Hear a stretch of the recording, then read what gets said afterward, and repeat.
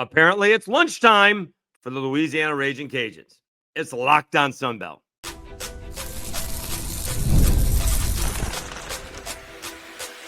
You are Locked On Sunbelt, your daily podcast on the Sunbelt Conference, part of the Locked On Podcast Network, your team every day. All right, Dave Schultz, Locked On Sunbelt, your teams every day. Today's episode brought to you by FanDuel. Right now, new customers can bet just $5, and if your bet wins, you'll get $300 in bonus bets to use across the app. Download the app today. Okay, we'll go over the ULM snapping a 15-game losing streak to to A-State, and JMU and ODU, still probably the best in the conference. Texas State, I believe, was off. We'll get to Southern Miss and the rest on a Tuesday, if you will. But I'm going to freely admit, and I let you guys know, right, I wasn't going to be able to stay up for the Cajuns game. That was just not going to happen. An 8 p.m. Eastern time game is ending way too late. Forget about double overtime. So I went to bed after the pick six. And this game, again, you take a wide-angle lens view of this ball game. This game was insane from start to finish. It was 10-3 Marshall. Then it ends up being 17-10 Cajuns. Then it ends up being 34-17 Marshall. That's nuts. And then the Cajuns come back, tie things up, force overtime, and win it in double overtime. All right, let's start off with the bad. It was time to move off Daniel Beal. He threw another interception after the pick six. And that's where the comeback started from. The defense forced him to kick a field goal. All right, there's a handful of things that if all of them don't happen, the Cajuns don't win that football game, and that's one of them. And it's just not, the game has, I guess the nice way to put it has not slowed down for him. If you see, he's very antsy in the pocket. He is just not slowed down. All right, he's a very good high school quarterback. It may be moving a little bit too fast for him. He did some good things, as Mike Desmo said in the first half, right? Down 10-3, and you get a lead 17-10. But he's missing 5-yard throws. We're not talking about putting it into tight windows here. We're talking about hitting a wide open receiver. We're talking about making a throw to a wide open receiver that the receiver has to leap 3 feet in the air just to make the catch. This was a long time coming, and I do wish the best for Daniel Beal. But I guess, even Desmo felt bad about when he did make the change, but it was a long time coming. All right, we're not even talking about the interceptions. You could just see the incompletions. It's one thing to throw it, a sideline throw over the shoulder. It's another one to throw it a total of 10 yards from behind the line of scrimmage, 5 yards to 5 yards past the line of scrimmage, and you can't hit a wide open wide receiver. All right, so you got to go to lunch. And it took him a little bit. When did he come? Let me see when he officially came into the game, because they said he didn't. If you can imagine this, he did not complete his first pass until the fourth quarter. All right, so he came into the ball game with 6:55 left to go in the third quarter, almost just over halfway in the third quarter. His first completion was it tied the score at 34. That was his first completion here. Let's see, Louisiana drive start, incomplete. Lunch Winfield pass deep up the middle, 16 yards to Robertson. All right. And the odd thing was, on a lot of these passes, both on that drive and on the game tying drive, he's got a lot of room to run, and he's got some wide open receivers. You don't have to see the all 22. You can see the open receivers. He's choosing to throw to the covered ones. Go figure. As if you get more yardage or higher points for level of difficulty. But that's the thing. A couple of times, the Cajuns receivers were covered. and they still made the play. I was like, what more do you want the Marshall defender to do? He's there. The guy makes a good catch. So the Cajuns go down. They tie it up 34-all. Marshall comes right back. I mean, the unsung hero in this game is Carlos Del Rio Wilson. He had a fantastic ball game. 24 out of 31, 258. 3 touchdowns, ran for 81 yards. He was really good. All right. And if you're a Marshall fan trying to figure out how you lost that football game, you got one side of the football good to go. All right. The other side needs some work. Okay. Obviously, if you're up 34-17 midway through the third quarter, you probably should win the football game. At the same time, the Cajuns made some good plays. Del Martin was open, obviously got past the safety. The 7th string quarterback when Desimo started, now a wide receiver, makes his first catch in that ball game as a Cajun and ties the game up with a beautifully thrown ball and a great catch. All right, good catch. And then overtime is just as insane, right? Zylan Perry, first play, touchdown. Boom. 48-41. Marshall responds, getting inside the 10, stuffed a couple of times on 2nd and 3rd down, and they run an outstanding pick play, if you will, but a natural pick play, legal pick play, where the Marshall wide receiver rubs his defender off on a Cajuns defender instead of, an offensive player picking the defender.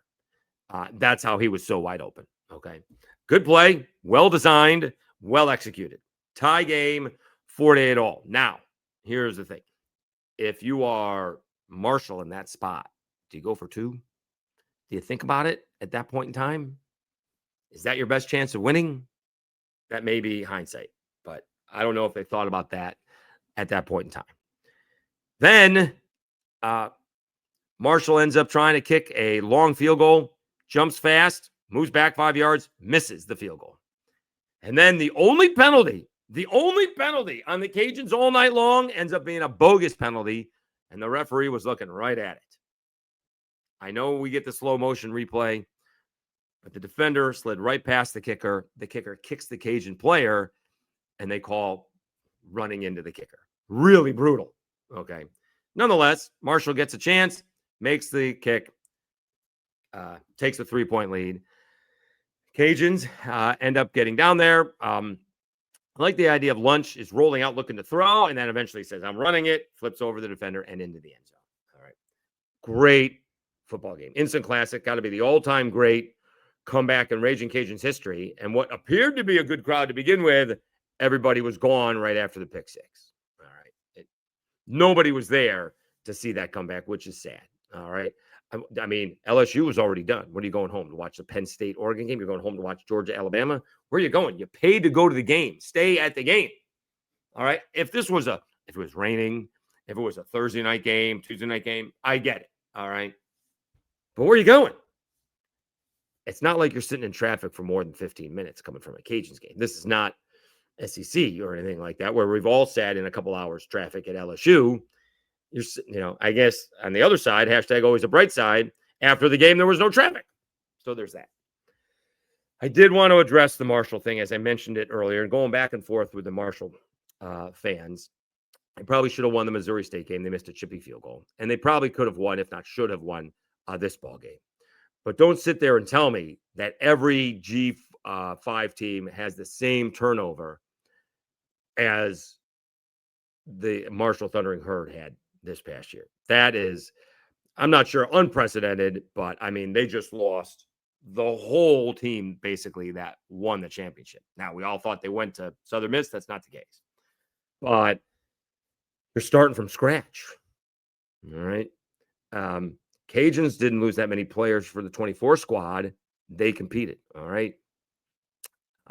You know who lost a lot of players this past year? Cajuns lost a lot of players past year. They're not as good. All right. You know who lost a lot of players in the portal last year? South Alabama. They're not very good either. All right. So to think we're making that an excuse or a reason, there are different levels to this. All right, they lost a couple of key players. The Cajuns did in 24, but not nearly what they have in this past year. Now, quickly, as the segment's going long, did like Mike Desimo on the press conference. All right, we are seeing eye to eye on a lot of things about moving on from Daniel Beal. And the Missouri game was embarrassing. All right, 4 yards passing. And the Eastern Michigan game was embarrassing, which is what I said. So he realizes what's going on. Now, we'll see if Ragin Cajuns fans realize what was going on. Tuning into my buddy's Ragin Review on the postgame show on Sunday, people are like, we've got all the ingredients. I don't know about making a run, but we can be a really good football team. Settle down. All right. You're on the third string quarterback. You still have 60% of your offensive line is banged up. Just settle down. All right. I think you still need to change it to, we need to be running more. And I think they did. Let me see what the totals were here in terms of, because yards may be the same, but I'm kind of looking for attempts. We're not going to see that. We'll do it here. Rushing or there you go. Rushing was 46 rushes, 264 yards. Cajuns threw it 28 times for 200 yards. All right. I'd rather just see them pound and ground it. Now, the Cajuns are they off? Cajuns are off this week. They get JMU in 2 weeks. I think JMU will be prepared. They're one of the great defenses and have a great defensive line. So we'll see how well that works. But again, now in the Cajuns, in this case, they had to pass the ball. You can't just run it all the time. You got to concentrate on the running and go from there. Now you have a third running back in Lunch Winfield, right? Zylan Perry, Bill Davis, and Lunch Winfield. That is a dynamic rushing attack. All right, so great comeback win for the Louisiana Ragin Cajuns. Meanwhile, earlier, ULM, they fall behind 10-0, and they storm back to snap a 15-game losing streak to Arkansas State. We'll talk about that right after I tell you about 5-Hour Energy.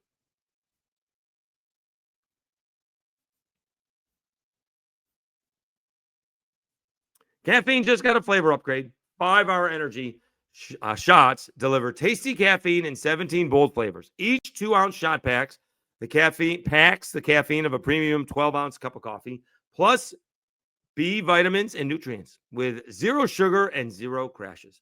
What I love most is how portable they are. Big taste, tiny shot. You can take it anywhere and get that boost when you need it. I always reach for my favorite flavor because it's refreshing and gives me that quick lift before the busy day.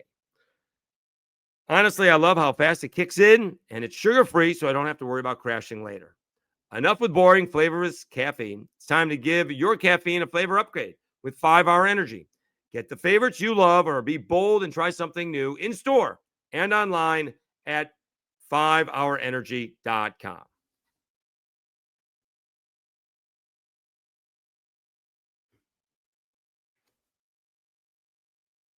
All right, Dave Schultz, Lockdown Sunbelt, your teams every day. This was a big ball game for both squads. And I'm going to get out in front of this. I'll be shocked if Arkansas State lets Butch Jones go. I know it's a bad year, okay? But we all believe that making one change is going to change everything. He's had a really good 4 years. This was supposed to be a special year. I admit that. You can't overreact to something like that. All right. It's been a bad year. I don't think he's going anywhere. Having said that, Monroe beats Arkansas State 28-16. They had 40 yards in the first quarter, ULM. They had the ball 4 times and got 40 yards. Not great, Bob. Arkansas State scored early, 3 plays, 75 yards.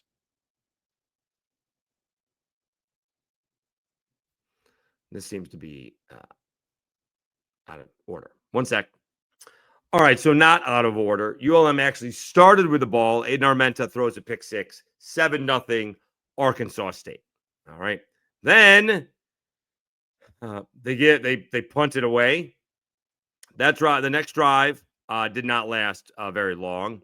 Arkansas State, Jalen Rayner throws an interception. ULM, 3-and-out.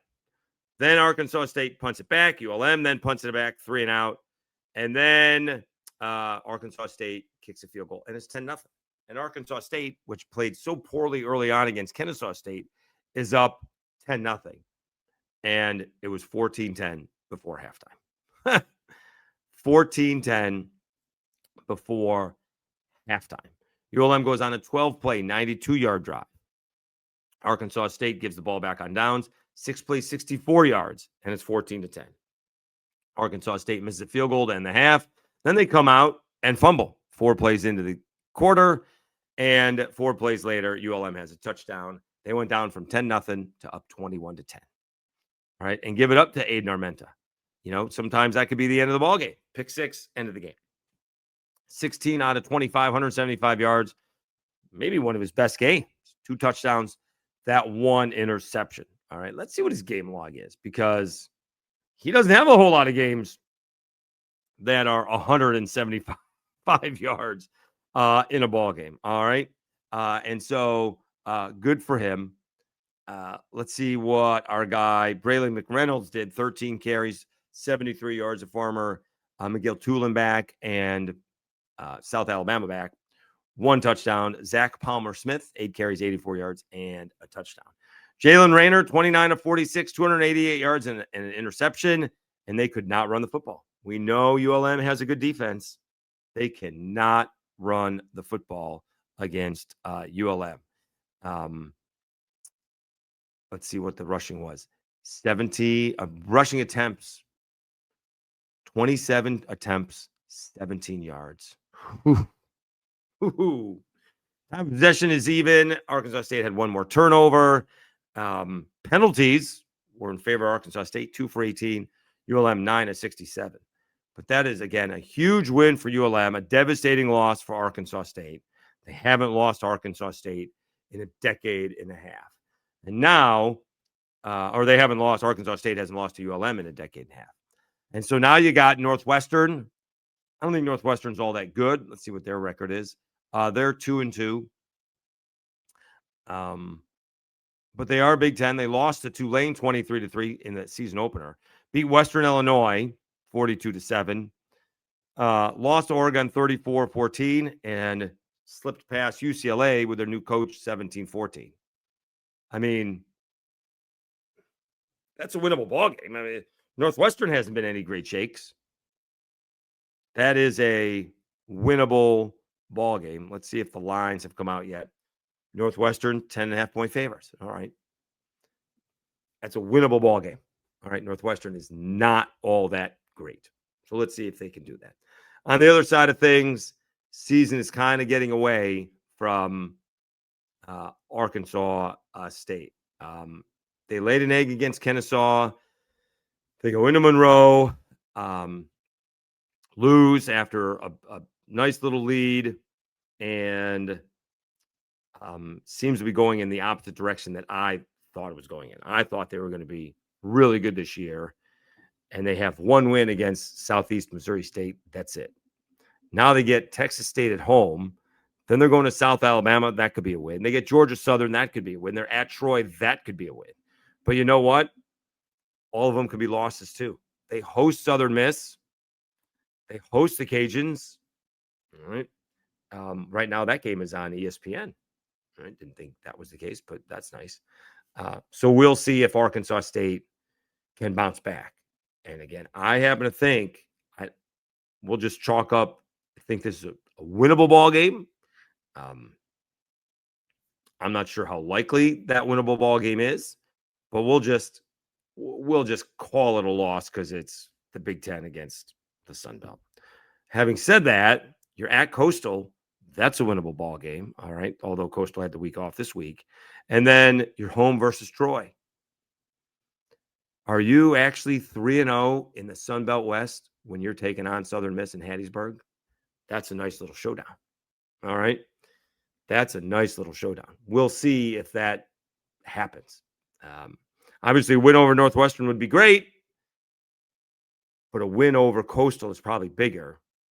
And then you get Troy at home, and then you're off to Southern Miss. You could be 3-0 in the Sun Belt, 5-2 overall, and you need that one more win, that elusive win, to go to a bowl game. That would be huge. All right, let's take a timeout. We'll come back. The top dogs win, one easily, one not so easily. We'll tell you that after we tell you about Quo and FanDuel.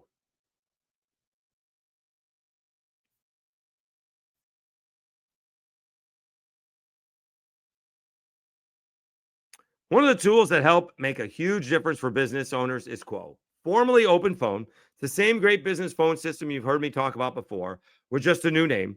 And here's why it matters. Every missed call is money left on the table. When every customer conversation counts, you need a phone system that keeps you connected 24/7. Quo is the #1 business phone system that streamlines customer communications. It works right through an app on your phone or computer, so no more carrying two phones or relying on a landline. I love how much Quo, formerly known as Open Phone, lets your team share one number and collaborate on calls and text, like a shared inbox, so no customer gets left hanging. See why over 90,000 businesses trust Quo, formerly Open Phone. Get started free and get your 20% off your first 6 months at quo.com/lockedoncollege. That's QUO.com/lockedoncollege. And if you've got existing numbers with another service, Quo will import them over at no extra charge. Quo, no missed calls, no missed customers. And FanDuel. NFL season is here, and FanDuel has an offer you don't want to miss. Right now, new customers can bet just $5 and get 300 in bonus bets if you win. That's right. Pick a bet, put down $5, and if it hits, you'll unlock $300 in bonus bets to use across the app. I love how FanDuel gives me so many ways to play. I've built parlays, tried player props, and even followed the live lines during games. Makes watching football even more exciting when you've got a little something riding on the action. Whether you're a casual fan or love diving into the stats, FanDuel makes the game day experience so much better. So what are you waiting for? Visit FanDuel.com to download the FanDuel app today and get started.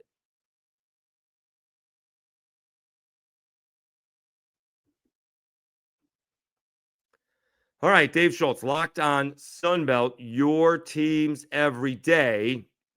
JMU with a rather, I'm not sure pedestrian is the way I would say it, because I actually had Georgia Southern covering, and they did not. This game was not close. 35-10, James Madison, 21-3 at half. And I don't think Alonzo Barnett the third played all that well. 11 out of 22, 148 yards and a touchdown.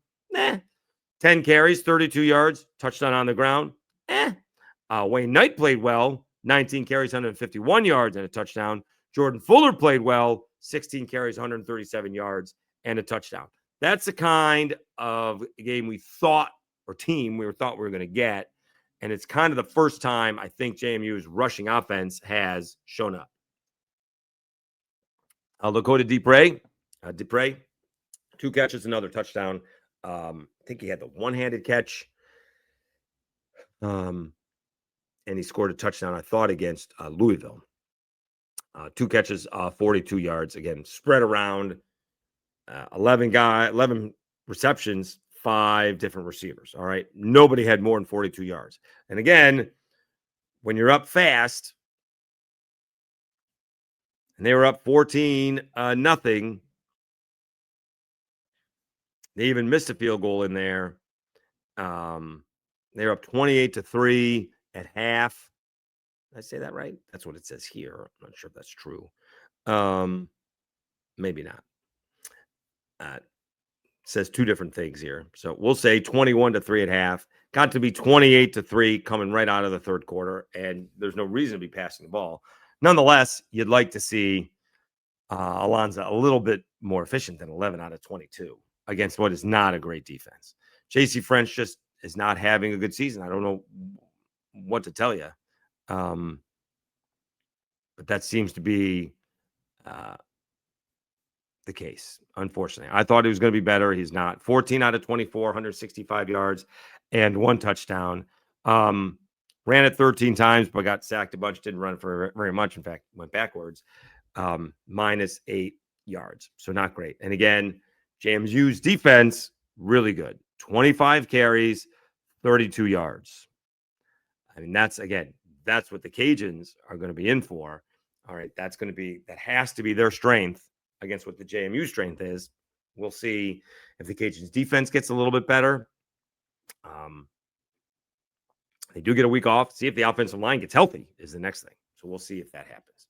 All right, the other top dog that did play in the Sun Belt was ODU. That was kind of more of a workmanlike pedestrian win than the dominating win that James Madison had.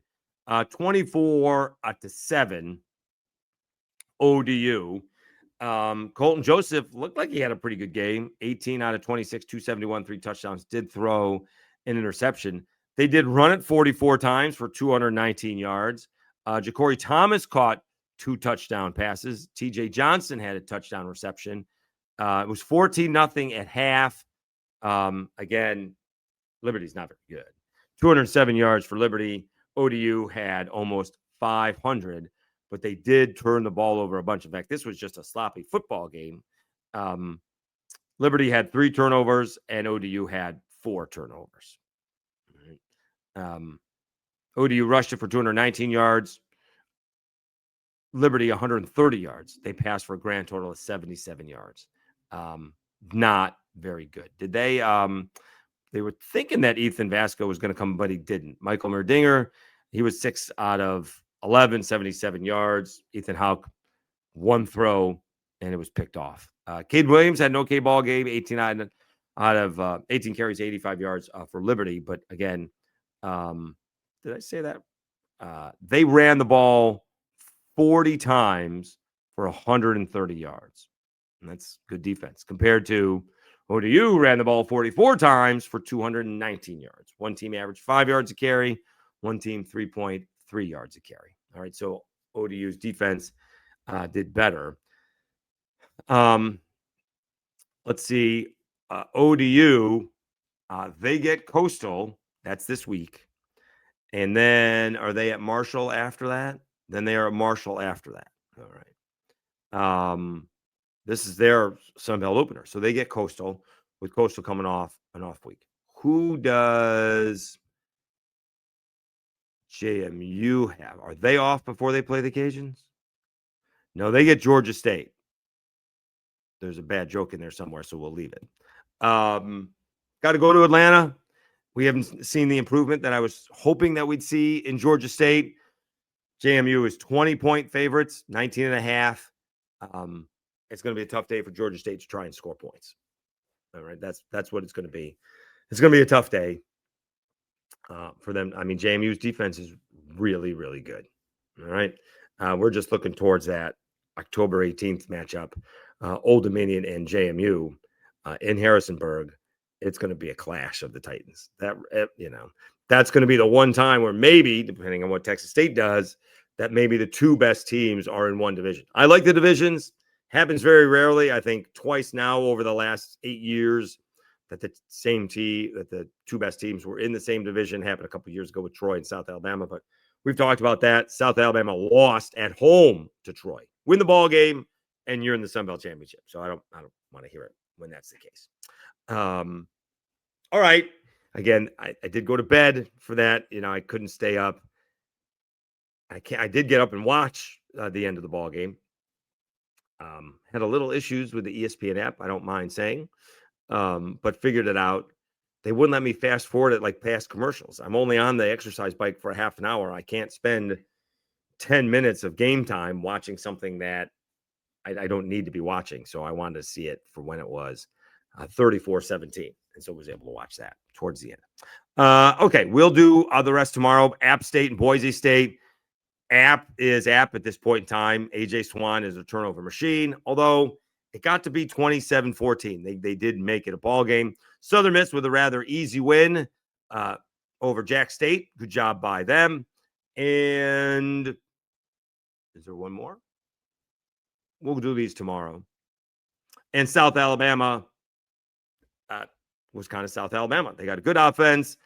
Again, I was at work, so just seeing Craig Stevenson and all his updates. A lot of bad breaks didn't go their way. Everything seemed to go North Texas' way. I don't know if it was calls or penalties or whatever the case may be, but they're not very good defensively, and North Texas put up 36 points. So we will see if they can bounce back as well. All right. I have tomorrow open. We'll see if we can maybe get a certain quarterback from a certain, oceanfront team, so to speak, although they're technically not on the ocean, but close enough. We'll try to do that. All right. Thanks again for tuning in. You are watching Locked on Sunbelt, your teams every day.